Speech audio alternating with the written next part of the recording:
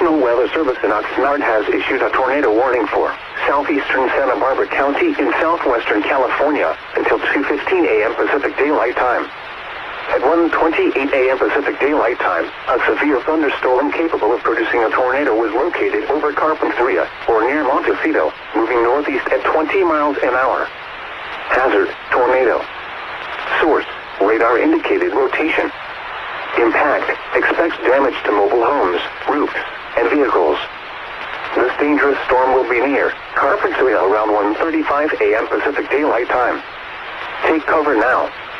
Move to a basement or an interior room on the lowest floor of a sturdy building. Avoid windows. If you are outdoors, in a mobile home, or in a vehicle, move to the closest substantial shelter and protect yourself from flying debris.